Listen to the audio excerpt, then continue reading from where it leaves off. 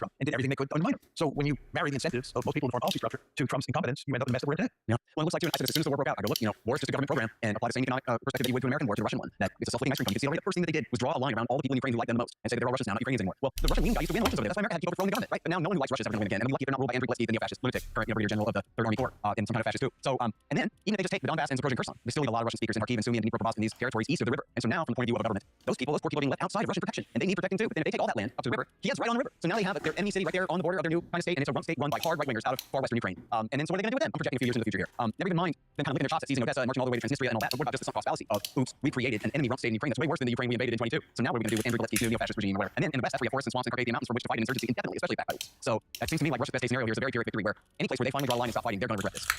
Well, my argument all along has been that the Russians are going to win an ugly victory. And what I mean by that is they're going to end up taking a substantial portion of Ukrainian territory. I don't think they'll go into territories that are filled with ethnic Ukrainians. I think they'll stay away. But they'll take a substantial portion of Ukrainian territory. And they'll do everything they can to turn Ukraine into a dysfunctional rump state. Because it's one of the reasons they'll have a powerful incentive to take Odessa, to make sure that Ukraine has no port on the Black Sea.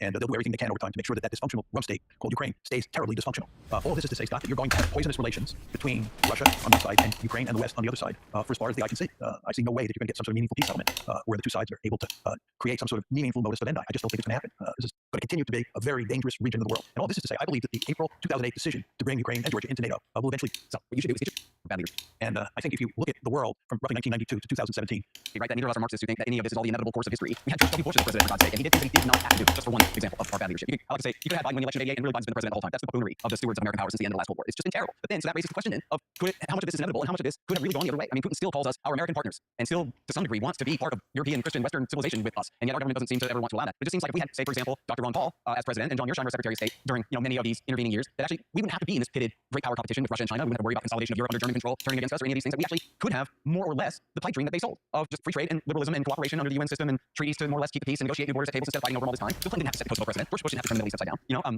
and all the expansion into Europe and all these things. I know you've been very critical of America, doing so much to help boost up the Chinese economy because ultimately they're going to be a problem for us. It seems like if we had done that without being a problem for the whole damn world this whole time, the belligerent way that we had, that we could even have a much more cooperative and codependent and co-equal kind of relationship with China than the adversarial one that we have right now. So, but I know that in your theory, you say great power's going to great power. So, right, I don't want to oversimplify things or sound too Pollyanna-ish around here, but it just seems like to me we had Bush's and Clintons and Bidens and Kane's in charge, and that's the real problem here. Things could be so much better. Could have been.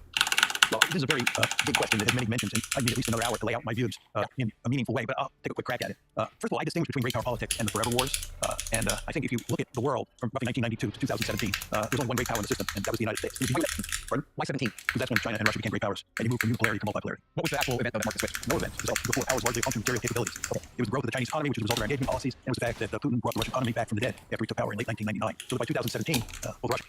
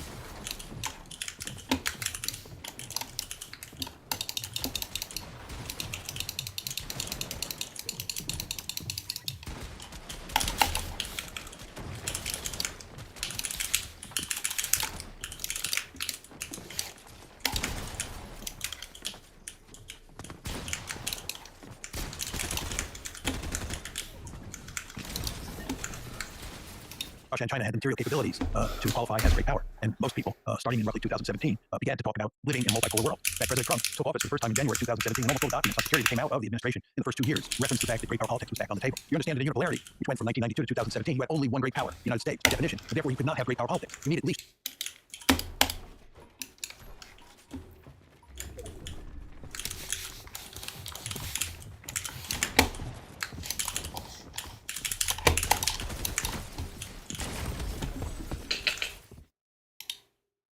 not stay in Afghanistan after 2001. Of course, we did. Deal fail almost everywhere. And I opposed the forever wars fiercely, including the 2003 war against Iraq. And I argued that we should not stay in Afghanistan after 2001. Of course, we did.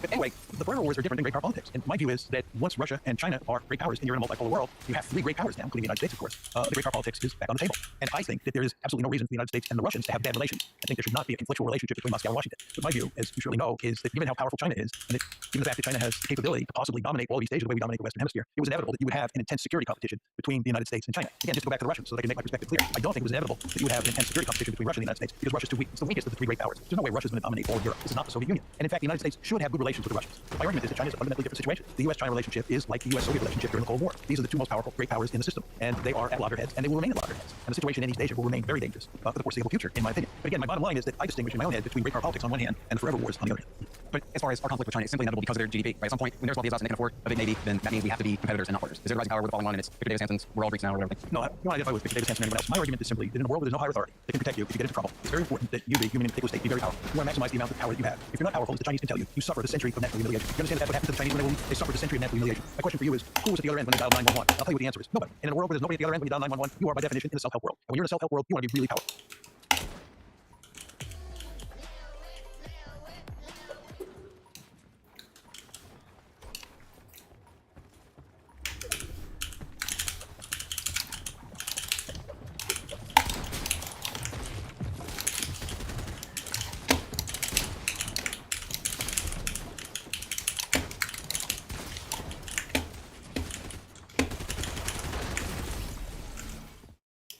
You want to be the United States of America. None of us go to bed at night worrying about any country in our region in the Western Hemisphere attacking us. Why is that the case? Because we're so powerful. Well, that same logic applies to China.